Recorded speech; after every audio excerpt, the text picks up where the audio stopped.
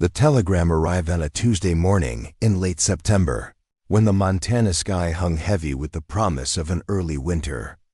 James Hartwell stood on the porch of the main ranch house, reading the brief message for the third time, his weathered hands trembling slightly as the implications settled in his mind like stones dropped into still water. Before we jump back in, tell us where you're tuning in from, and if this story touches you, make sure you're subscribed, because tomorrow I've saved something extra special for you. 4 passengers arriving Thursday train. Arrangements complete as requested. Morrison. Sisters prepared for immediate placement. Regards. Pemberton Matrimonial Agency. He had never heard of any Pemberton Matrimonial Agency. Neither had he, nor any of his 3 brothers, ever contacted anyone about marriage arrangements. Yet here was this telegram, addressed specifically to the Hartwell Ranch, speaking of 4 women arriving to marry 4 men who had made no such requests. The autumn wind swept down from the mountains surrounding Millbrook Valley, carrying with it the scent of pine and the unmistakable promise of change. James crushed the telegram in his fist, his mind racing through possibilities, none of them comfortable.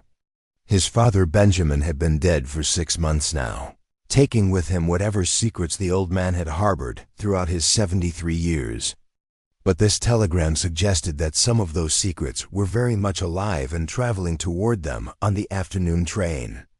James Hartwell had always prided himself on understanding the rhythm of ranch life, the predictable cycles of seasons and cattle, the steady progression of work that had defined the Hartwell family for 25 years in Millbrook Valley. At 32, he had spent more than half his life learning the business from his father Benjamin, a man whose word had been his bond and whose handshake had sealed more deals than any written contract ever could. Benjamin Hartwell had built the ranch from nothing, transforming a patch of wilderness into one of the most prosperous cattle operations in Montana Territory. Now standing on the porch where his father had spent countless evenings planning the next day's work, James felt the foundations of everything he thought he knew beginning to shift beneath his feet. The telegram in his hand represented something beyond his understanding, a commitment made without his knowledge, arrangements that suggested his father had been planning for possibilities James had never considered. Samuel emerged from the barn, his boots heavy on the wooden steps as he joined his older brother on the porch. At 30, Samuel shared James's solid build and serious demeanor, though his face carried less of the responsibility that seemed permanently etched into the eldest Hartwell's features. He had been checking on the horses they planned to move to winter pasture, a routine task that seemed suddenly insignificant in light of the morning's revelation. "You look like you've seen a ghost," Samuel observed, noting his brother's pale complexion and the tight set of his jaw. "Bad news from town?" James handed him the telegram without a word, watching as Samuel's expression transformed from casual curiosity to confusion and finally to something approaching alarm. Samuel read the message twice, his lips moving silently as he processed each word, before looking up at his brother with questions that had no immediate answers. "Morrison's sisters? I've never heard that name before. And what's this about arrangements being complete as requested?" Samuel's voice carried the same bewilderment that James felt churning in his own chest. "Did you send for wives without telling us?" The accusation might have been amusing under different circumstances, but the serious nature of the situation left no room for humor. James shook his head firmly. "I've never contacted any matrimonial agency, and I sure as hell never requested 4 wives for 4 brothers. This has to be some kind of mistake." Thomas appeared around the corner of the house, drawn by the sound of their voices and the tension that seemed to hang in the air like smoke. The 3rd Hartwell brother had been reviewing the ranch's financial records in the small office their father had maintained in the back room of the house, a weekly ritual that kept him informed about every aspect of their operation's monetary health. At 28, Thomas had inherited their father's head for numbers and his ability to see patterns that others missed, qualities that made him invaluable in managing the business side of ranching. "What's got you two looking like the bank's called in our loans?" Thomas asked, climbing the steps to join them. He had removed his reading spectacles and was cleaning them with the methodical care he applied to everything in his life, a habit that usually indicated his mind was already working through problems before he fully understood what they were. Samuel handed him the telegram, and Thomas read it with the same careful attention he brought to financial documents, his analytical mind seeking logic in what appeared to be an entirely illogical situation. When he finished reading, he folded the paper precisely and handed it back to James, his expression thoughtful rather than alarmed. "Someone's playing an elaborate joke," Thomas concluded, though his voice lacked conviction. "Either that, or Father made arrangements he never shared with us." Given the timing, 6 months after his death, I'd lean toward the latter explanation. The suggestion that their father had somehow arranged marriages for his 4 sons without their knowledge seemed preposterous, yet Thomas's logical approach to the mystery carried weight. Benjamin Hartwell had been a man of many layers, someone who planned far ahead and sometimes kept his own counsel about matters that affected the family's future. The ranch itself was proof of his ability to envision possibilities that others couldn't see, to make decisions that seemed questionable at the time but proved wise in retrospect. William burst through the front door with characteristic energy, his boots loud on the wooden floor as he emerged onto the porch. The youngest Hartwell brother had been working with the horses in the far corral, training a particularly stubborn mare that had been resisting the saddle for weeks.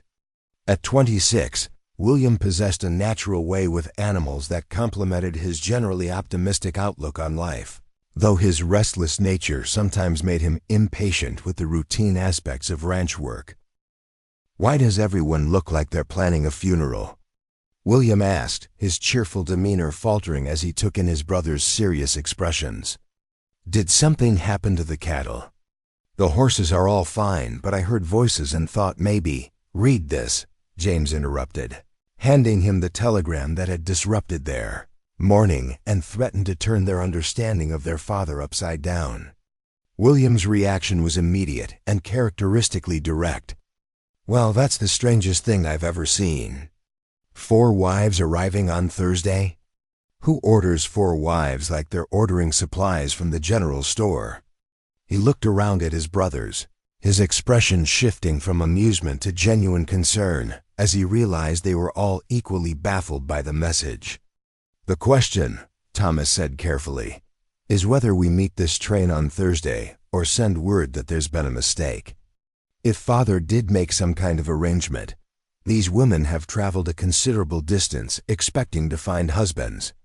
If this is all a misunderstanding, they'll be stranded in Millbrook Valley with nowhere to go and no way to return wherever they came from." The ethical implications of the situation were becoming clearer as the initial shock wore off. 4 women had apparently made significant life changes based on promises that may or may not have been legitimate. Regardless of how those promises had been made or by whom, the Morrison sisters would arrive on Thursday, expecting to find the men they believed had sent for them. The Hartwell brothers would be responsible for dealing with the consequences of circumstances they hadn't created but couldn't ignore. James walked to the edge of the porch, looking out over the valley that had been his world for most of his adult life. The ranch spread before him in all directions, thousands of acres of grazing land bordered by mountains that caught the morning light and held it like a promise. Everything he could see represented the work of 2 generations of Hartwell men, the culmination of his father's vision and his own dedication to maintaining what had been built. Now that legacy seemed complicated by secrets that Benjamin had carried to his grave, arrangements that suggested the old man had been planning for a future that his sons had never discussed or considered. The telegram implied a level of forethought that went beyond normal business planning, a recognition that the ranch's future might depend on more than just cattle and land management.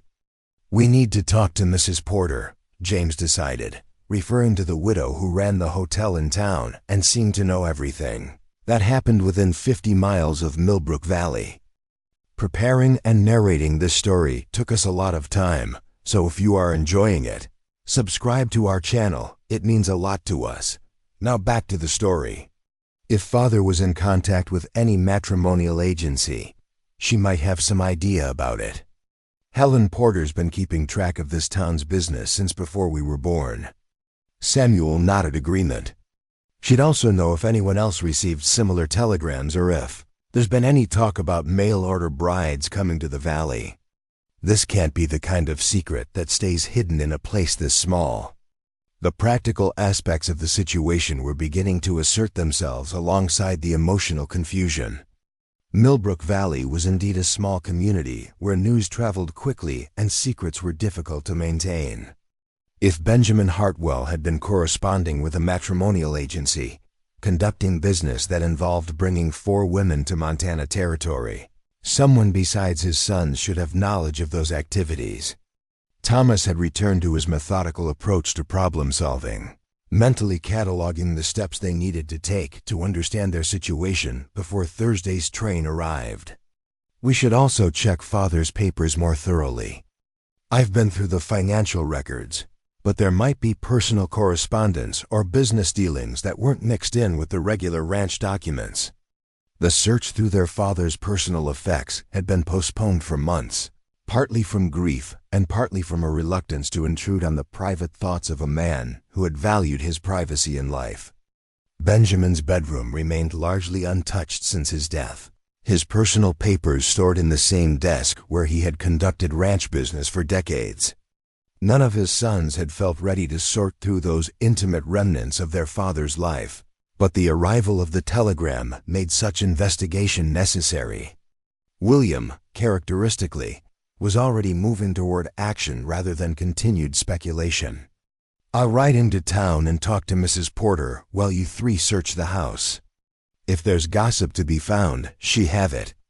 And if she doesn't know anything about this, that'll tell us something too." The division of labor made sense, and James felt some relief at having concrete steps to take rather than simply standing on the porch wrestling with questions that had no immediate answers. The next 2 days would provide enough time to gather information and make decisions about how to handle Thursday's arrival, but only if they used that time efficiently. As William headed toward the barn to saddle his horse, Thomas disappeared into the house to begin his systematic search through their father's papers, leaving James and Samuel alone on the porch, with the telegram that had disrupted their morning and potentially their futures. The autumn wind continued to blow down from the mountains, carrying with it the scent of changing seasons and the promise of complications that none of them had anticipated. "Do you think he planned this?" Samuel asked quietly, his voice carrying the weight of confusion and something that might have been betrayal.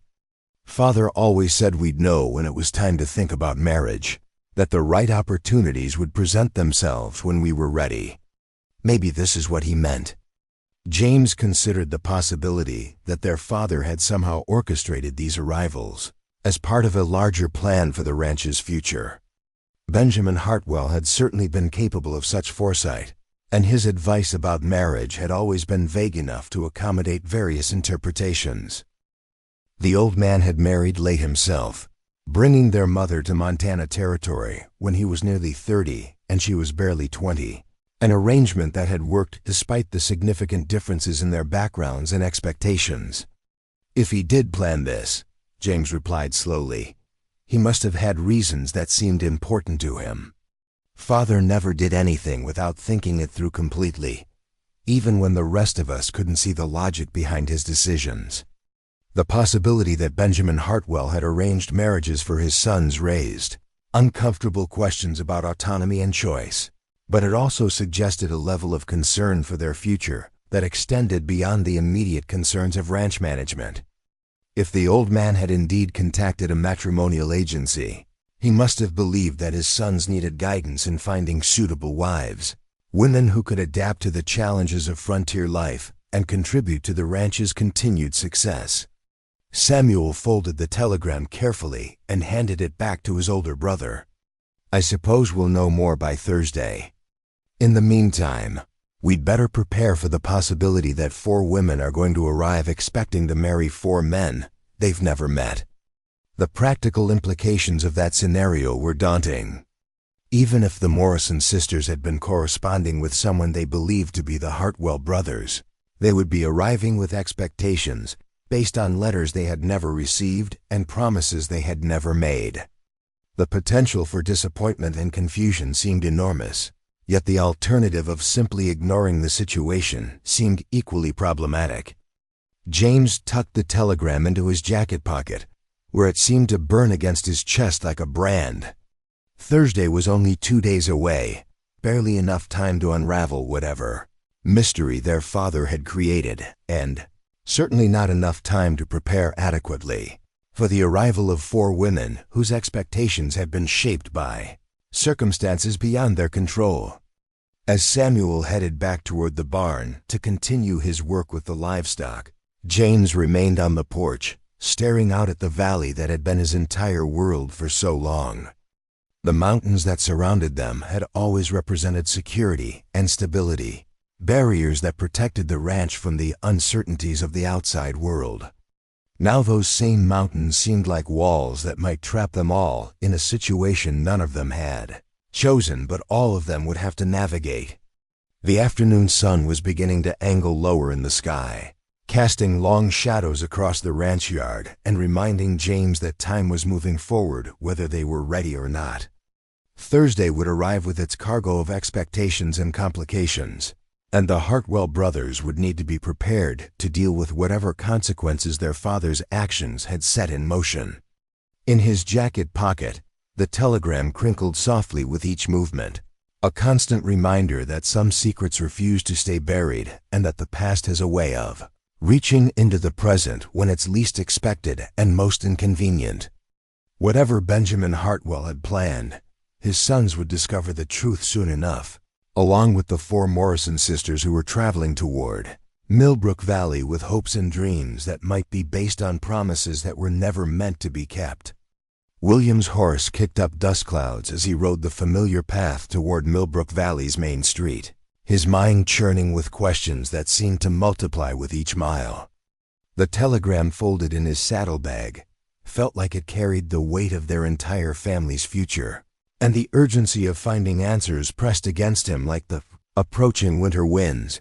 Mrs. Helen Porter's hotel stood at the center of town, a 2-story building that had served as both lodging and unofficial information headquarters for nearly 15 years. Helen had arrived in Millbrook Valley as a young bride, only to lose her husband to a mining accident 3 years later. Rather than return east to her family, she had used her late husband's modest savings to purchase the hotel, transforming it into the most reliable source of news, gossip, and practical assistance within 100 miles. William dismounted outside the hotel, tying his horse to the hitching post with hands that betrayed his nervous energy. Through the large front windows he could see Helen arranging flowers in the lobby, her silver hair pulled back in its customary neat bun. At 52, she moved with the efficiency of someone who had learned to manage every aspect of a business while maintaining the social connections that made her invaluable to the community.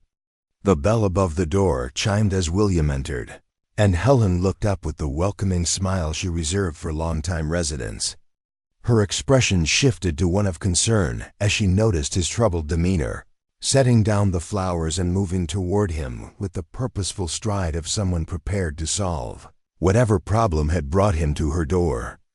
"William Hartwell, you look like you've been wrestling with a mountain lion and lost," Helen observed, her sharp eyes taking in details that others might miss.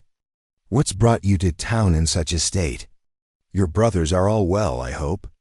William pulled the telegram from his jacket, handing it to Helen without preamble. "We received this today, and none of us have any idea what it means. Did my father ever mention anything about contacting a matrimonial agency? Or arranging marriages for any of us?" Helen adjusted her spectacles and read the telegram twice, her expression growing more serious with each word. When she finished, she folded the paper carefully and handed it back to William, her face reflecting the same confusion that had plagued the Hartwell brothers all morning. "This is the first I've heard of any Morrison sisters or matrimonial arrangements," Helen said slowly. her voice carrying the weight of someone who prided herself on knowing everything that happened in their community. Your father was a private man, but something this significant would have required correspondence, possibly payments, certainly planning that would have been difficult to hide completely. William felt a sinking sensation in his stomach. If Helen Porter knew nothing about matrimonial arrangements, then either his father had been extraordinarily secretive about his activities, or the telegram represented some kind of elaborate mistake that would result in 4 women arriving with expectations that could never be fulfilled. Could someone else have sent for these women using our name? William asked, grasping for explanations that might make sense of an increasingly bewildering situation.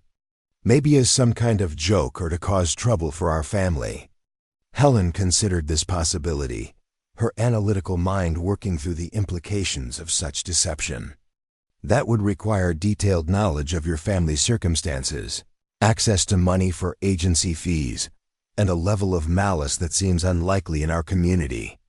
Besides, legitimate matrimonial agencies typically require extensive correspondence and verification before making such arrangements. The practical aspects of mail order marriages that Helen outlined made William realize how much planning would have been necessary to reach the point where 4 women were traveling to Montana Territory expecting to find husbands. The process couldn't have been initiated casually or recently. It would have required months of preparation and communication that should have left some trace in their fathers, papers, or business dealings. There's something else that might be relevant, Helen continued, moving toward a cabinet where she kept various documents and records related to town business. About 3 months ago, your father asked me about accommodations for visitors who might be staying for an extended period. He didn't specify who these visitors might be or when they would arrive, but he seemed interested in ensuring that suitable lodging would be available. This new information sent a chill through William that had nothing to do with the autumn weather. 3 months ago would have been shortly before their father's final illness, a time when Benjamin Hartwell would have been acutely aware of his mortality and concerned about arrangements for his sons' futures. The timing suggested that whatever plans he had made were deliberate and carefully considered, not impulsive decisions made without regard for consequences. Did he make any specific arrangements or just inquire about possibilities? William pressed, hoping for details that might help them understand what they would be facing on Thursday. Helen retrieved a small notebook from the cabinet, flipping through pages filled with her precise handwriting until she found the entry she sought. He asked specifically about 4 rooms, available for several weeks if necessary, and emphasized that the accommodations should be suitable for respectable young ladies who would be new to frontier life. The specificity of the request left no doubt that Benjamin Hartwell had been planning for exactly the situation his sons now faced. 4 rooms for 4 women who would need time to adjust to frontier life suggested arrangements that went far beyond simple introductions or brief courtships. Their father had apparently anticipated that the Morrison sisters would require an extended period to settle into life in Millbrook Valley, time that implied serious intentions regarding permanent placement. William's mind raced through the implications of his father's careful planning. If Benjamin had been corresponding with a matrimonial agency for months, there would be letters, financial records, perhaps even photographs and detailed descriptions of the women who were now traveling toward them. The brothers' search through their father's papers had suddenly become much more urgent and important. Mrs. Porter, if these women arrive on Thursday and our family can't honor whatever arrangements father made, what options would they have? William asked, dreading the answer but needing to understand the full scope of their responsibility. Helen's expression softened with sympathy as she considered the predicament facing both the Hartwell brothers and the unknown Morrison sisters. In a town this size, with winter approaching, their options would be extremely limited. They could stay here temporarily, but my hotel isn't equipped for long-term residents. They could attempt to return east, but that would require money they might not have if they spent everything getting here. The harsh reality of frontier life for unattached women struck William with full force. Unlike eastern cities where single women might find employment and independent lodging, Millbrook Valley offered few opportunities for women without family connections or established positions. The Morrison sisters would be stranded in a place where their survival would depend entirely on the kindness of strangers or the honoring of commitments they believed had been made. "There's one more thing you should know," Helen said quietly, her voice carrying a note of reluctance. "Your father visited Dr. Mitchell several times during his final months. They had long conversations in the doctor's office, discussions that Charles described as concerning arrangements for the future rather than medical treatments. Dr. Charles Mitchell had been their family physician for over a decade, a trusted friend who had attended Benjamin Hartwell through his final illness with skill and compassion. If the doctor possessed additional information about arrangements their father had made, he would be an essential source of answers to questions that seemed to multiply rather than resolve with each new revelation. William thanked Helen for her information and promised to keep her informed about developments, knowing that she would need time to prepare accommodations if the Morrison sisters did indeed arrive on Thursday. As he mounted his horse for the ride back to the ranch, his mind was already organizing the tasks that lay ahead and the conversations that would need to happen before they could fully understand their situation. The afternoon sun was beginning its descent toward the western mountains as William urged his horse into a faster pace, driven by the urgency of sharing what he had learned with his brothers. Helen Porter's revelations had transformed their mystery from a possible mistake into a certainty that their father had made deliberate arrangements involving 4 women who expected to find husbands among the Hartwell sons. Back at the ranch, Thomas had methodically searched through every drawer, cabinet, and storage space in their father's bedroom, uncovering layers of the old man's life that none of his sons had previously seen. Personal letters from business associates, financial records dating back to the ranch's early years, and carefully preserved mementos from their mother's life painted a picture of Benjamin Hartwell as someone who valued both practical planning and emotional connection. In the bottom drawer of their father's desk, wrapped in oiled cloth to protect it from moisture and time, Thomas discovered a bundle of letters tied with blue ribbon. The correspondence was addressed to Benjamin Hartwell from the Pemberton Matrimonial Agency of Chicago, and the earliest letter was dated nearly 8 months before their father's death. Thomas carried the bundle to the kitchen table, where better light would allow him to examine the contents thoroughly. The first letter was a formal introduction from the agency, describing their services and requesting information about the 4 men for whom matrimonial arrangements were being sought. Benjamin's response, preserved in a carbon copy, revealed details about his sons that demonstrated remarkable insight into their personalities, aspirations, and the qualities they would need in wives who could thrive in frontier life. James was described as a natural leader with strong moral principles and a deep commitment to family tradition, someone who would need a wife capable of managing household responsibilities while supporting his role as ranch foreman. Samuel was characterized as steady and reliable, a man who found satisfaction in honest work and would value a wife who shared his appreciation for simple pleasures and practical accomplishments. Thomas read his own description with surprise, recognizing his father's perception of him as someone whose analytical mind and business acumen would benefit from a wife with intelligence and education, someone who could contribute to decision-making and understand the complexities of ranch management. William was portrayed as energetic and charming, a man whose natural optimism would flourish with a wife who could match his enthusiasm for life while providing stability to balance his sometimes impulsive nature. The agency's subsequent letters revealed a careful matching process that had taken months to complete. 4 sisters from Boston, daughters of a deceased banker who had lost his fortune in poor investments, were presented as ideal candidates for frontier marriages. Catherine Morrison, at 28, was described as an experienced teacher with leadership qualities and practical skills. Margaret Morrison possessed medical training that would make her invaluable in a community with limited healthcare resources. Elizabeth Morrison had managed a successful dressmaking business and understood the challenges of operating a profitable enterprise under difficult circumstances. Anne Morrison, the youngest at 22, was characterized as artistic and musical, someone whose cultural refinement would bring beauty and education to frontier life while her youth allowed for adaptation to new circumstances.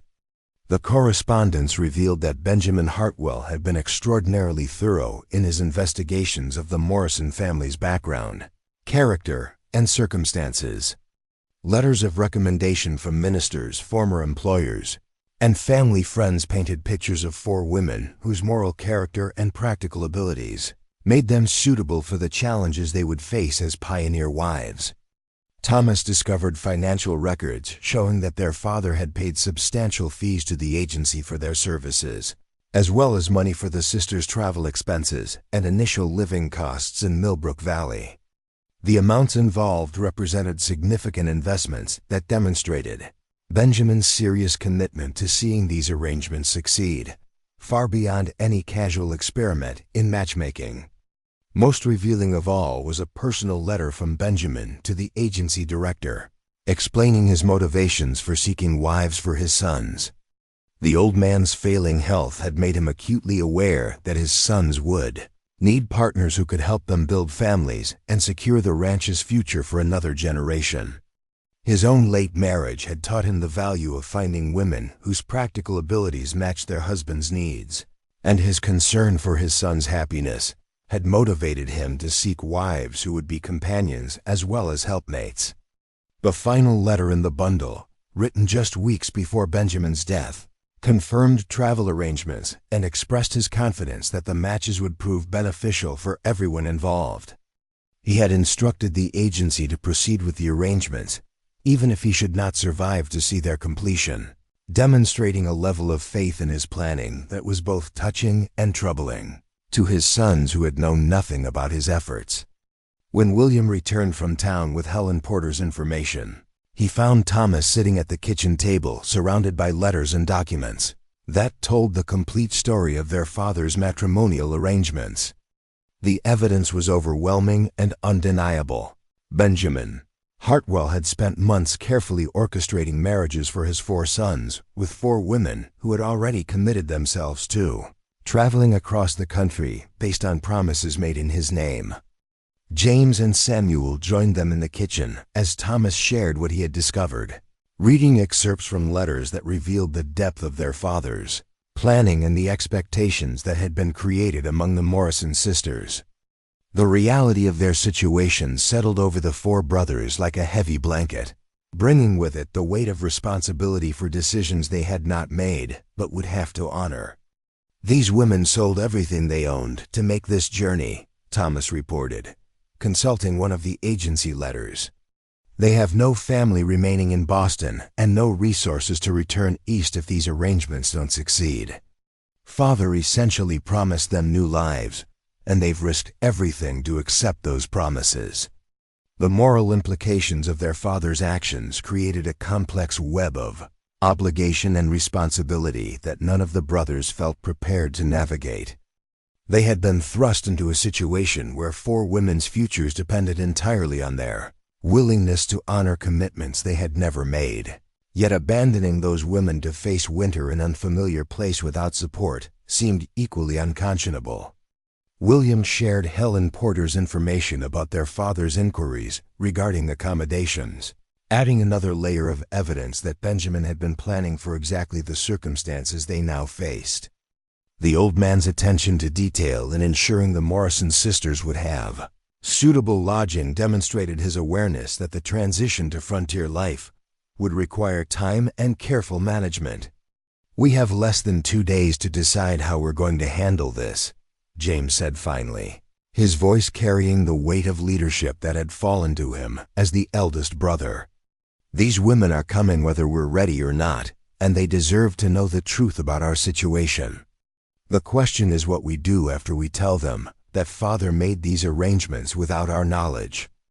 Samuel, who had remained quiet throughout the revelations, finally spoke with characteristic directness.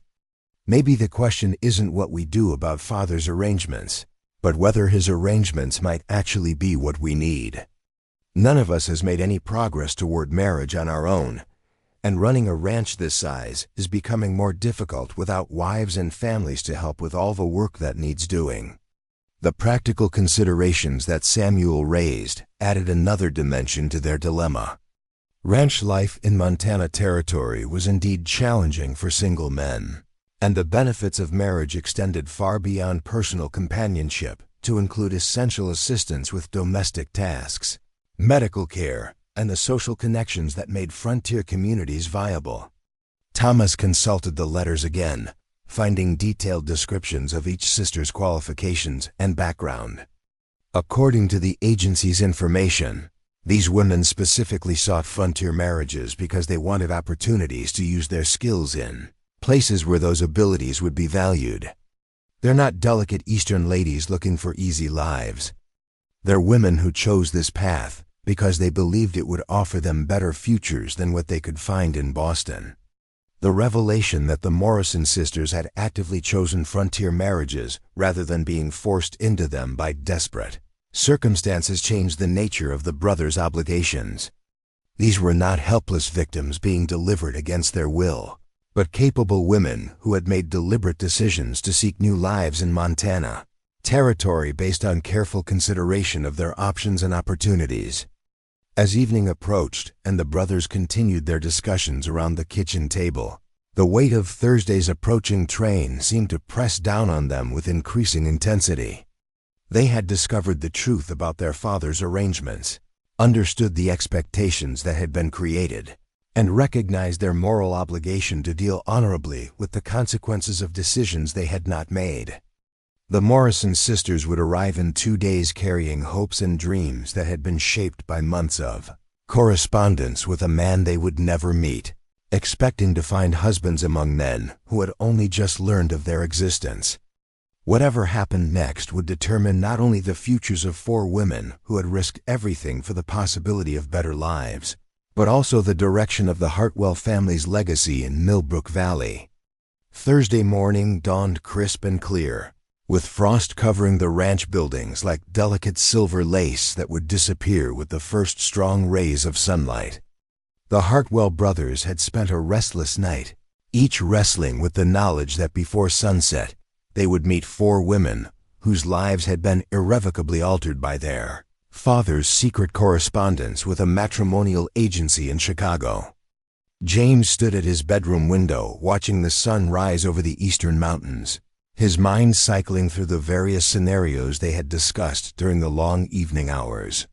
They had ultimately decided on complete honesty, agreeing that the Morrison sisters deserved to know immediately that Benjamin Hartwell was dead and that his sons had known nothing about the arrangements until Tuesday's telegram. What would happen after that revelation remained uncertain, dependent on the women's reactions and their willingness to consider alternatives to the marriages they had traveled so far to enter. The afternoon train was scheduled to arrive at 2 o'clock, giving the brothers several hours to complete their preparations for an encounter that none of them felt ready to face. Helen Porter had confirmed that 4 rooms at her hotel were prepared and waiting, though she had tactfully avoided asking too many questions about how the brothers intended to handle the delicate situation of explaining their circumstances to women who had already committed themselves to new lives based on promises made by a dead man. Samuel emerged from the barn where he had been feeding the horses, his movements betraying the nervous energy that had plagued all 4 brothers since discovering the truth about their father's matrimonial arrangements. At breakfast, conversation had been stilted and uncomfortable, each man lost in his own thoughts about what the day would bring and how they would navigate the complex emotions and expectations that 4 strangers would carry with them from the train. "I keep thinking we should have sent a telegram warning them," Samuel said as he joined James on the porch, both men staring toward the valley where the railroad tracks disappeared around a bend in the mountains. It seems cruel to let them travel all this way, believing they're going to meet the men who courted them through letters, only to discover that those men never existed. James had wrestled with the same concern throughout the sleepless night, weighing the kindness of advance warning against the practical reality that a telegram could never adequately explain their situation. The complexity of their circumstances required face-to-face conversation, the opportunity for questions and answers that would help everyone involved understand how to proceed with dignity and fairness intact. A telegram would have raised more questions than it answered, James replied, his voice carrying the weight of responsibility that had settled on his shoulders as the eldest brother. These women deserve a full explanation, not a cryptic message that would leave them wondering what to expect when they arrive. At least this way, we can offer them alternatives and help them make informed decisions about their futures. Thomas appeared in the doorway behind them, dressed in his best suit and carrying a folder containing copies of all the correspondence between their father and the Pemberton Matrimonial Agency. His methodical nature had insisted on organizing every piece of evidence that might help explain the situation to the Morrison sisters, ensuring that they would have complete information about the arrangements that had brought them to Montana Territory. "I've been thinking about what Father wrote in his letters to the agency," Thomas said, settling into one of the porch chairs and adjusting his spectacles. He wasn't just arranging marriages. He was trying to solve what he saw as a problem. 4 sons approaching 30 without wives, a ranch that needed the stability that families provide, and his own mortality forcing him to consider what would happen to everything he had built. The insight into their father's motivations added another layer of complexity to an already difficult situation. Benjamin Hartwell had been a practical man who approached problems systematically, and his matrimonial arrangements reflected the same methodical thinking that had built the ranch into one of Montana Territory's most successful cattle operations. From his perspective, the marriages he had arranged would benefit everyone involved. His sons would gain capable wives, the Morrison sisters would find security and purpose, and the ranch would have the families necessary to ensure its continued prosperity. William joined them on the porch, his customary energy subdued by the gravity of the approaching encounter. He had spent the morning grooming his horse and checking the wagon they would use to transport the Morrison sisters and their belongings from the train station to the hotel. Practical preparations that helped channel his nervous energy into useful activity. "Maybe we're overthinking this," William suggested, though his voice lacked its usual confidence. These women chose frontier marriages because they wanted different lives than what they could have in Boston. Even if the specific arrangements didn't work out as planned, they might still see opportunities here that would justify their decision to come west. The possibility that the Morrison sisters might view their circumstances as an opportunity rather than a disaster offered some comfort, though the brothers remained acutely aware that 4 women's futures hung in the balance of decisions that would be made over the next few hours. The agency's correspondents had painted pictures of capable, intelligent women who had chosen frontier life deliberately, but their willingness to adapt to unexpected circumstances remained an unknown variable in an already complex equation. Dr. Charles Mitchell's carriage appeared on the road leading toward the ranch, raising a cloud of dust that signaled his approach to the morning gathering on the Hartwell porch. The physician had been their father's closest friend and confidant, and his presence suggested that he possessed additional information about Benjamin's matrimonial arrangements that might prove crucial to understanding the full scope of what they faced. The doctor climbed down from his carriage with the careful movements of a man in his 60s who had spent decades making house calls across difficult terrain. His medical bag remained in the carriage, indicating that this was a social rather than professional visit, though his serious expression suggested that the conversation would be anything but casual. "I heard from Helen Porter that you boys discovered Benjamin's correspondence with that matrimonial agency," Dr. Mitchell said without preamble, his direct approach reflecting the urgency of the situation. "I've been wondering when those arrangements would come to light and how you'd handle the complications they would create." James studied the older man's face, searching for clues about what additional revelations might be forthcoming. "You knew about Father's plans to arrange marriages for us? Why didn't you say anything after he died?" Dr. Mitchell removed his hat and settled into the remaining porch chair, his expression thoughtful as he considered how to explain his role in Benjamin Hartwell's final months. "Your father swore me to secrecy about the matrimonial arrangements, but he also asked me to be available if complications arose that you boys couldn't handle on your own. I've been waiting to see whether you'd need my assistance." The revelation that their family physician had been a collaborator in their father's secret planning added another dimension to the web of arrangements that Benjamin had created before his death. Dr. Mitchell's involvement suggested that the key matrimonial plans had been discussed and refined over time, with input from someone whose judgment Benjamin trusted and whose understanding of frontier life was both practical and experienced. "What exactly did Father tell you about his reasons for arranging these marriages?" Thomas asked, his analytical mind seeking to understand the full scope of their father's thinking. "And what did he expect would happen if we refused to honor his commitments?" Dr. Mitchell's expression grew more serious as he contemplated the questions that went to the heart of Benjamin Hartwell's motivations and expectations. "Your father was dying, and he knew it long before any of you suspected how serious his condition had become. He was terrified that you boys would remain bachelors, that the ranch would eventually fail without families to sustain it, and that everything he had built would be lost because none of you had shown any inclination toward marriage." The stark assessment of their father's fears forced the brothers to confront uncomfortable truths about their own choices and priorities. At 32, James had indeed shown little interest in courting the few available women in Millbrook Valley, focusing instead on ranch responsibilities that seemed to consume all his time and energy.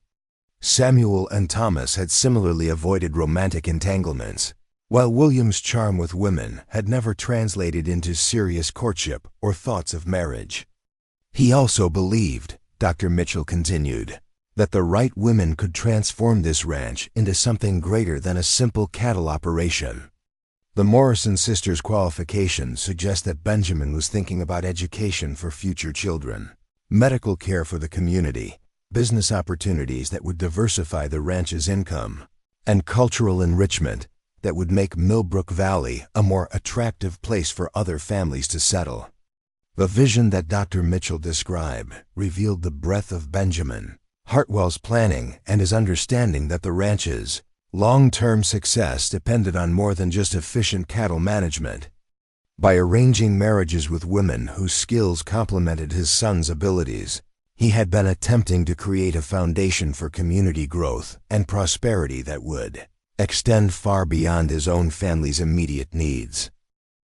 Samuel leaned forward in his chair, his expression thoughtful as he processed the doctor's revelations. Did Father expect us to simply accept these marriages without question, or did he anticipate that we might have concerns about marrying women we'd never met? Dr. Mitchell smiled slightly, the first hint of warmth in an otherwise serious conversation. Benjamin knew his sons well enough to expect resistance, but he believed that practical considerations would eventually overcome romantic notions about courtship and falling in love. He often said that successful marriages were built on mutual respect and shared goals, rather than passionate attachment, and he thought that arranged marriages with suitable women would prove more stable than relationships based purely on attraction.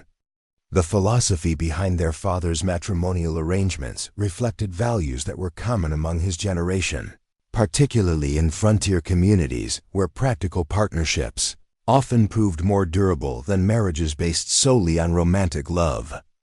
Benjamin's own marriage had been arranged by their families, and the success of that union had undoubtedly influenced his decision to seek similar arrangements for his sons. "There's something else you should know," Dr. Mitchell added, his voice dropping to a more confidential tone. "Your father left specific instructions about financial provisions for the Morrison sisters if his sons chose not to honor the matrimonial arrangements. He established an account that would provide each woman with enough money to return Easter to, establish herself independently in Millbrook Valley, ensuring that they wouldn't be stranded regardless of what decisions you made. This final revelation demonstrated the depth of Benjamin Hartwell's planning and his recognition that his arrangements might not succeed as he had hoped. By providing financial security for the Morrison sisters, he had attempted to ensure that his death wouldn't leave 4 women stranded in an unfamiliar place without resources or options, regardless of whether his sons chose to honor the commitments he had made in their names.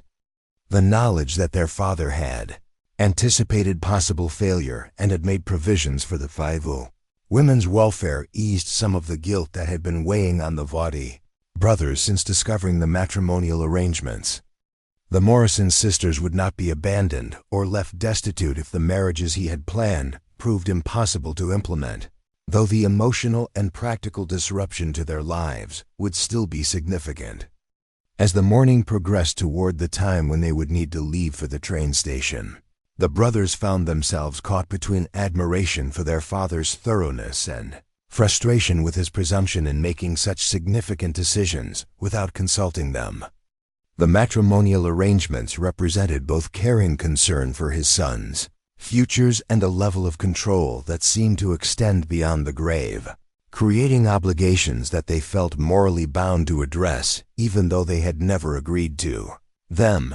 Dr. Mitchell departed shortly before noon, promising to be available if his assistance was needed in explaining the situation to the Morrison sisters or in helping them adjust to circumstances that were certainly different from what they had expected.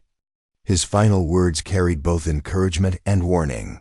The women who were arriving on the afternoon train were not helpless victims but capable individuals who had made difficult decisions about their own lives and who deserved to be treated with respect and honesty regardless of how complicated the situation had become. The wagon ride to the train station passed in relative silence, each brother lost in his own thoughts about the encounter that awaited them.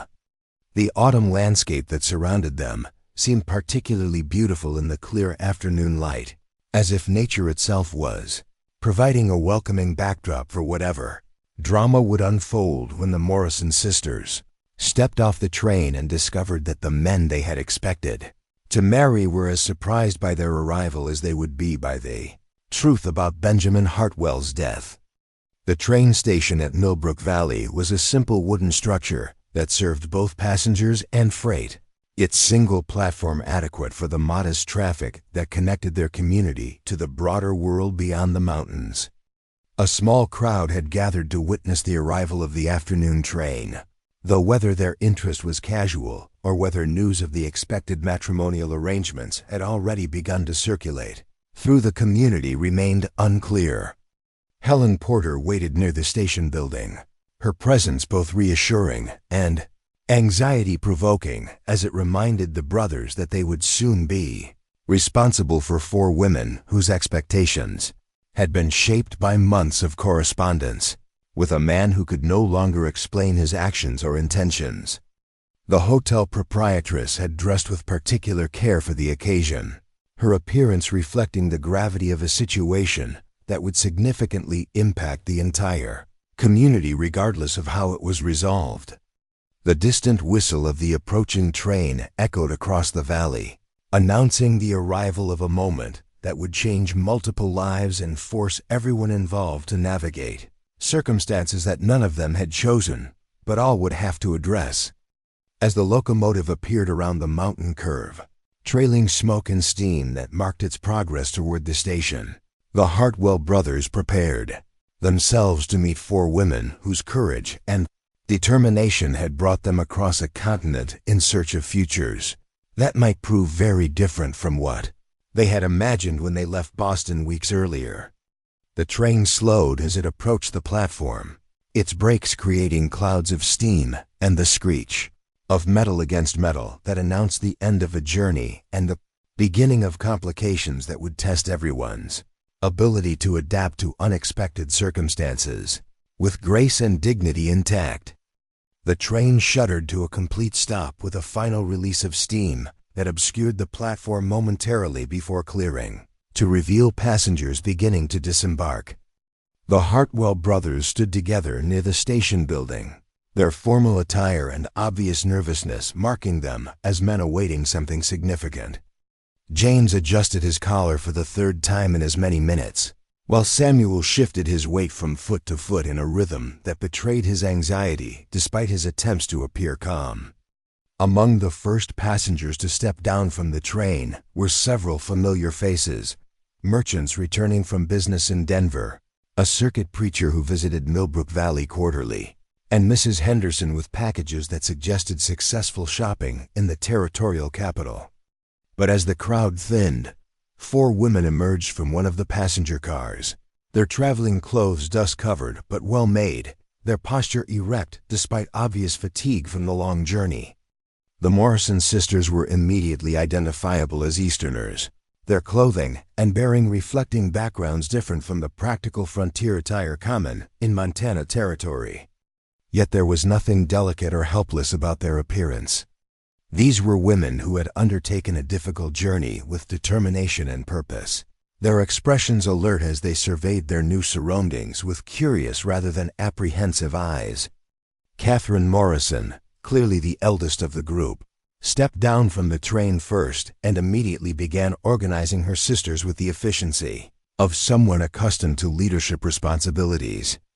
Her dark hair was pulled back severely, emphasizing strong features that suggested intelligence and determination. She wore a navy traveling dress that had maintained its dignity despite the journey, and her direct gaze swept the platform as if searching for familiar faces among the gathered crowd. Margaret Morrison followed her older sister, her lighter brown hair escaping slightly from its pins to frame a face that was softer than Catherine's, but no less resolute. Her traveling bag bore the unmistakable marks of medical supplies, confirming the agency's description of her nursing background. She moved with the practiced efficiency of someone accustomed to managing crises, her attention immediately focusing on the logistics of gathering their belongings and orienting herself to unfamiliar surroundings. Elizabeth Morrison emerged next, her auburn hair catching the afternoon sunlight and revealing the artistic sensibilities mentioned in the matrimonial correspondence. Her dress, while practical for travel, showed subtle touches of style and craftsmanship that spoke to her experience in the fashion trades. She carried herself with quiet confidence, her observant eyes taking in details about the town and its people with the assessment of someone who understood the importance of first impressions. Anne Morrison, the youngest of the sisters, stepped down last with a grace that suggested musical training had taught her to move with conscious rhythm and purpose. Her golden hair was arranged in a style that managed to be both practical and becoming, and she clutched a small case that undoubtedly contained sheet music or other artistic materials. Despite being the youngest, she showed no signs of uncertainty or regret about the journey they had undertaken. The sisters gathered their belongings with practiced coordination, clearly accustomed to traveling together and managing their affairs independently.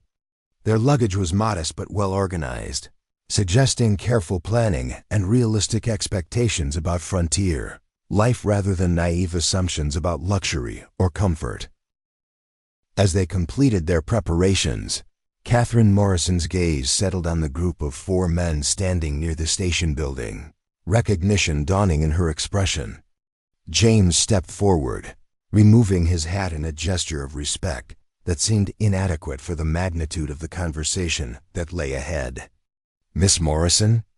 He addressed Catherine, his voice carrying across the platform with a formality that reflected both nervousness and determination to handle the situation with appropriate dignity.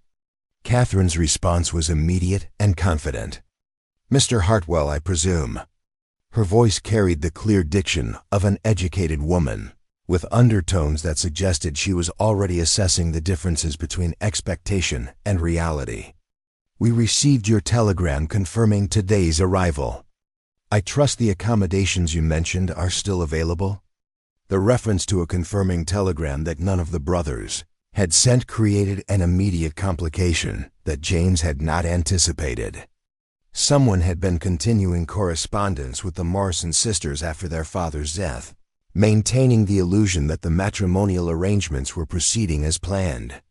The brothers exchanged quick glances that conveyed shared confusion and concern about this unexpected development. "There seems to be some confusion that we need to address," James replied carefully, his mind racing through the implications of telegrams they had not sent and arrangements they had not confirmed. "Perhaps we could speak more privately about the circumstances that have brought you to Millbrook Valley." Catherine's expression sharpened with intelligent suspicion, her experience as a teacher having taught her to recognize evasion and uncertainty in others. "Mr. Hartwell, we have traveled across the continent based on correspondence that indicated our presence here was both expected and welcome. If there are complications with the arrangements that were made, we would prefer to address them directly rather than through diplomatic language."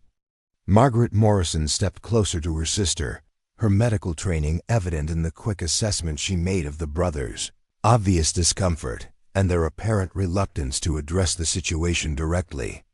"Perhaps," she suggested with practical efficiency, "we could continue this conversation somewhere more private than a train platform, where we can discuss whatever concerns have arisen without providing entertainment for the entire community." The wisdom of Margaret's suggestion was immediately apparent, as the gathered crowd at the station was already showing obvious interest in the exchange between the Eastern women and the Hartwell brothers. Helen Porter approached from her position near the station building, her presence providing both rescue from public scrutiny and additional complications, as she would undoubtedly expect explanations about the developing situation. "Ladies," Helen interjected with the smooth diplomacy that had made her invaluable to the community, "I'm Helen Porter, and I operate the hotel where accommodations have been prepared for your stay. Perhaps we could move this conversation to a more comfortable setting where you can refresh yourselves after your journey while addressing whatever questions have arisen." Elizabeth Morrison spoke for the first time, her voice carrying a musical quality that confirmed her artistic background while demonstrating practical intelligence. "Mrs. Porter, we appreciate your hospitality, but we're beginning to suspect that our arrival may not be as straightforward as we were led to believe. Before we impose on your accommodations, we'd like to understand exactly what situation we've encountered." Anne Morrison, despite being the youngest, showed remarkable composure as she addressed the group with quiet determination. "We left Boston with the understanding that we were coming here to marry men who had courted us through extensive correspondence. If those men are not present, or if those arrangements have changed, we need to know immediately so we can make appropriate decisions about our futures." The directness of Anne's statement forced James to confront the inadequacy of diplomatic evasion in dealing with women who had risked everything based on promises they believed had been made to them. These were not naive girls who could be easily deceived or manipulated. They were intelligent adults who deserved honest explanations about circumstances that would significantly impact their lives. "You're absolutely right to demand direct answers," James replied, his respect for their intelligence overcoming his discomfort with the situation. "The truth is that the men who wrote to you, our father Benjamin Hartwell, died 6 months ago. We only learned about the matrimonial arrangements 3 days ago when we received a telegram announcing your arrival." The silence that followed this revelation was profound and heavy, broken only by the distant sounds of the train preparing for departure and the normal activities of a small town going about its afternoon business. The Morrison sisters absorbed the implications of James's statement with varying expressions of shock, disappointment, and calculation as they processed the magnitude of the deception they had unknowingly encountered. Catherine's response, when it came, was measured and controlled despite the obvious impact of the news. "Are you telling us that the man who courted us through months of correspondence, who made promises about our futures and convinced us to abandon our lives in Boston, has been dead for half a year?" Thomas stepped forward, his analytical nature driving him to provide complete information, rather than allowing misunderstandings to compound the existing complications. "Our father made those arrangements without our knowledge, though we've since discovered extensive correspondence that shows he spent months planning these marriages. He appears to have believed that arranged marriages would benefit both your family and ours. Margaret's practical mind immediately grasped the implications of their situation, her medical training having taught her to assess crisis situations quickly and accurately. So we've traveled across the country to marry men who never knew we existed, based on promises made by someone who died before those promises could be fulfilled. Have I understood the situation correctly? Samuel's inherent honesty compelled him to provide additional details that further illuminated the complexity of their circumstances. Father did make financial provisions for you, regardless of whether these marriages take place. You're not stranded here without resources, though I imagine that's small comfort given the disruption to your lives. Elizabeth's response revealed both the practical intelligence that had made her successful in business and the emotional resilience that had enabled her to undertake such a significant life change. We appreciate your honesty, though the situation is considerably different from what we expected. The question now is whether there are alternatives that might salvage something beneficial from these circumstances. Anne, despite her youth, demonstrated remarkable maturity in her assessment of their options. We chose frontier life deliberately, believing it would offer us opportunities that weren't available in Boston. Even if the specific arrangements have changed, the reasons we left haven't necessarily disappeared. William, who had remained silent throughout the difficult revelations, finally spoke with characteristic directness. Maybe we should all take time to consider what we want from this situation before making any permanent decisions. You've just learned that everything you expected has changed, and we're still adjusting to responsibilities we never knew we had.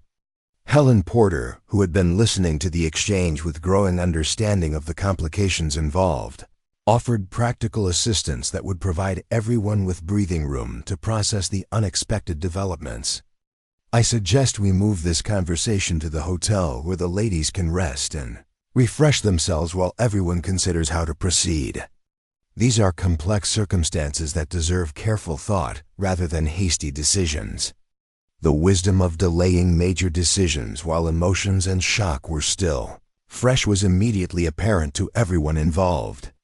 The Morrison sisters had endured weeks of difficult travel based on expectations that had been completely overturned, while the Hartwell brothers were still adjusting to the discovery that they had inherited obligations they had never chosen. Time and privacy would allow everyone to consider their options without the pressure of public scrutiny or immediate decision-making. As they gathered the sisters' luggage and prepared for the short journey to the hotel, James found himself studying the four women who had disrupted his understanding of his own life and future. Their intelligence and determination were immediately obvious, as was their resilience in dealing with circumstances that would have defeated less capable individuals. His father's descriptions of their qualifications and character appeared to have been accurate, even if his methods of arranging their introduction had been questionable. The wagon ride to the hotel passed in thoughtful silence, each person absorbed in contemplating the implications of revelations that had transformed what should have been a happy reunion into a complex negotiation about futures that remained uncertain. The Morrison sisters maintained their dignity despite obvious disappointment, while the Hartwell brothers struggled with guilt about circumstances they had not created but felt responsible for addressing. Helen Porter's hotel provided a refuge from public attention where private conversations could continue without the curious gazes of townspeople who were undoubtedly speculating about the dramatic developments at the train station.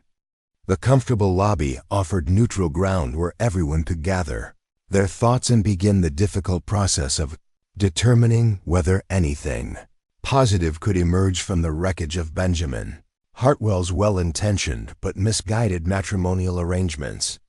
As the sisters settled into the accommodations that had been prepared for them, and the brothers prepared for conversations that would determine multiple futures, the weight of unexpected responsibility settled over everyone involved. The afternoon that had begun with clear expectations about how events would unfold had instead produced complications that would require wisdom, compromise, and perhaps courage from all parties if any satisfactory resolution was to be achieved. The Morrison sisters had demonstrated their character in their response to shocking revelations, showing intelligence, resilience, and grace under circumstances that would have justified anger or despair. The Hartwell brothers had shown honesty and concern for the women's welfare, even though they bore no responsibility for the promises that had brought four strangers across a continent in search of futures that might still be possible, though certainly different from what anyone had originally envisioned. The evening meal at Helen Porter's hotel provided an opportunity for the Morrison sisters and Hartwell brothers to continue their delicate negotiations in a more relaxed atmosphere. The formal dining room, with its polished wooden tables and cheerful oil lamps, offered a neutral setting where 8 people could begin the complex process of determining whether their unexpected encounter might lead to something beneficial for everyone involved. Catherine Morrison had spent the afternoon reviewing the correspondence that Thomas had carefully preserved, reading her father-in-law's words with the analytical eye of an experienced educator. The letters revealed a man of genuine insight who had understood both his son's strengths and the challenges they would face in building lasting relationships on the frontier. Despite her initial shock at discovering the true circumstances of their arrival, Catherine found herself impressed by Benjamin Hartwell's thoughtful approach to matchmaking. "Your father wrote extensively about each of you," Catherine observed, addressing the brothers as they settled around the dinner table. "His descriptions suggest a man who knew his sons well and wanted to ensure their happiness as much as their practical success. That level of care doesn't excuse the deception, but it does explain his motivations." Margaret had been equally thorough in her examination of the matrimonial arrangements, bringing her medical training's emphasis on careful diagnosis to bear on their unusual situation. The agency's requirements for references and character assessments were quite stringent, she noted, consulting the papers that detailed the lengthy vetting process both families had undergone. This wasn't a casual arrangement, but a serious attempt to create compatible partnerships. Elizabeth's artistic sensibilities had been captured by the detailed descriptions of life in Millbrook Valley, particularly the opportunities for cultural development that Benjamin Hartwell had envisioned. The letters mentioned plans for a school, a library, and regular musical performances. Those aren't the priorities of someone focused solely on finding housekeepers for his sons. Anne, despite her youth, had perhaps grasped the most important aspect of their situation. "We came here seeking new opportunities, and those opportunities still exist even if the specific circumstances have changed. The question is whether we're all brave enough to pursue unconventional solutions to an unconventional problem." James found himself increasingly impressed by the Morrison sisters' intelligence and adaptability. Their response to shocking revelations had demonstrated resilience and practical thinking that confirmed his father's assessment of their character.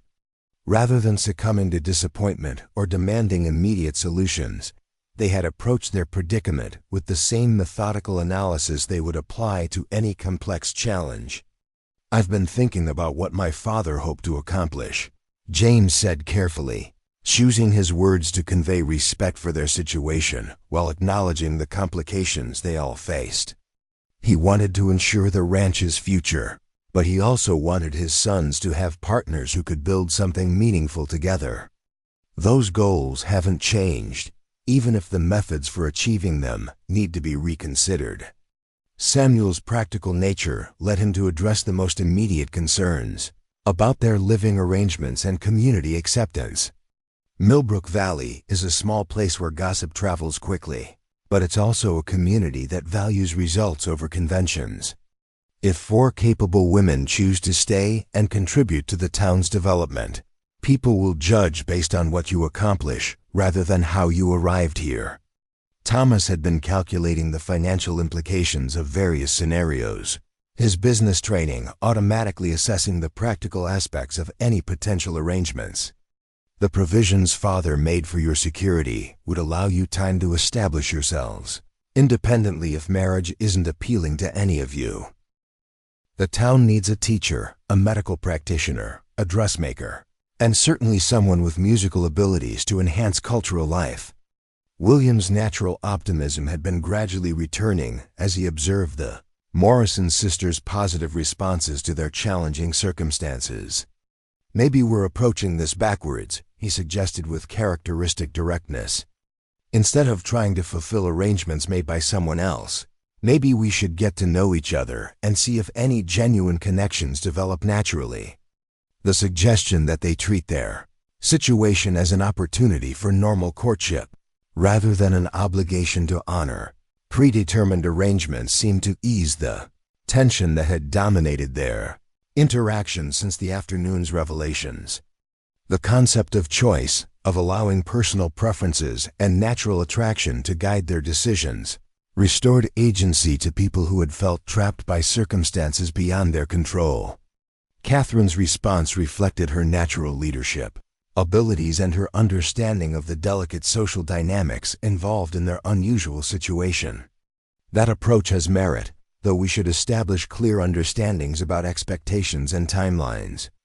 We've all made significant commitments to be here, and everyone deserves to know where they stand within a reasonable period. Margaret's medical background had taught her the importance of clear communication in managing complex situations involving multiple personalities and competing interests. Perhaps we could agree on a trial period during which we all remain in Millbrook Valley, pursue our respective interests, and allow whatever relationships might develop to do so without pressure or artificial obligations. Elizabeth's business experience provided practical insights into the arrangements that would be necessary to make such an experiment successful. That would require suitable living accommodations, employment opportunities for those of us who choose independence, and clear social protocols to prevent gossip from making our situation untenable. Anne's artistic temperament led her to focus on the emotional and cultural aspects of their potential future in Montana Territory. "I've seen enough already to know that this place has possibilities for creating something beautiful and meaningful. Whether that involves marriage or simply building a life here among people who value what we can contribute, it represents the kind of opportunity we sought when we left Boston." Dr. Mitchell, who had joined them for dinner at Helen Porter's invitation, provided the perspective of someone who had observed frontier communities develop over many years. "I've seen arranged marriages that became love matches and romantic courtships that failed disastrously," he observed, with the wisdom of age and experience. "What matters most is mutual respect, shared values, and the willingness to work together toward common goals." Helen Porter, ever practical in her approach to community matters, offered insights based on her years of managing a business that required understanding human nature and social dynamics. "This town has room for 4 accomplished women, regardless of their marital status. We've been needing better medical care, education for our children, quality clothing services, and cultural refinement that would attract more families to settle here." The conversation gradually evolved from crisis management to genuine exploration of possibilities that might benefit everyone involved. The Morrison sisters' qualifications were indeed impressive, and their willingness to consider unconventional arrangements demonstrated the adventurous spirit that had originally motivated their decision to seek frontier marriages. As autumn deepened into winter over the following weeks, the unusual courtship that developed in Millbrook Valley became a source of fascination and approval among the townspeople. Rather than rushing into marriages they weren't prepared for, the 4 couples took time to discover whether genuine compatibility existed beneath the carefully crafted descriptions in matrimonial correspondence. James found himself drawn to Catherine's intelligence and leadership abilities, recognizing in her someone who could indeed be a true partner in managing both ranch responsibilities and community development. Their conversations revealed shared values about family, education, and the importance of building something lasting for future generations. Samuel discovered that Margaret's medical knowledge complemented his interest in animal husbandry, and their discussions about health care for both livestock and humans revealed common ground that could form the foundation for both personal and professional partnership. Her practical nature matched his own, while her education brought new perspectives to familiar challenges. Thomas appreciated Elizabeth's business acumen and her understanding of financial management that would be essential as the ranch expanded and diversified. Her artistic sensibilities also appealed to his quietly aesthetic nature, and he found himself imagining ways that beauty and practicality could be combined in building their future community.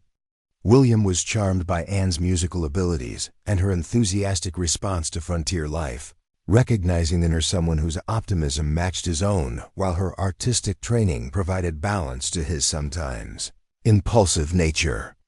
Their shared appreciation for life's pleasures created an immediate connection that suggested compatibility beyond their surface differences.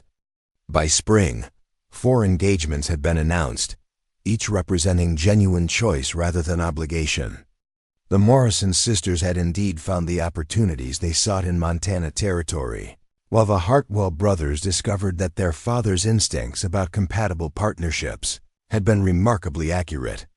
The weddings that followed were celebrations of love that had grown from respect and shared purpose rather than dramatic passion, proving Benjamin Hartwell's philosophy that successful marriages could be built on practical foundations. The couples who emerged from those unconventional beginnings created families that anchored Millbrook Valley's growth into one of Montana Territory's most prosperous and culturally rich communities. The dark family secret that had initially threatened to destroy 4 women's futures had instead revealed itself as a gift from a father whose love for his sons extended beyond his own lifetime.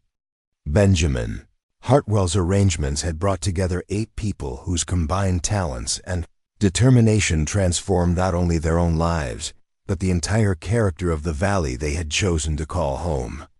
Years later, as they watched their children play in the gardens that Elizabeth had designed and listened to the music that Anne had brought to their community, the Morrison sisters and Hartwell brothers reflected on the strange circumstances that had brought them together. What had begun as deception and disappointment had evolved into partnerships that none of them could have imagined when they first met on that autumn afternoon at the train station.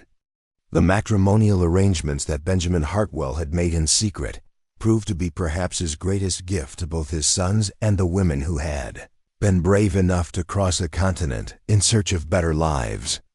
Sometimes the most unexpected beginnings lead to the most extraordinary destinations, and love that grows slowly from respect and shared purpose proves more durable than passion that burns brightly but briefly. Up next, you've got 2 more standout stories right on your screen. If this one hit the mark, you won't want to pass these up. Just click and check them out.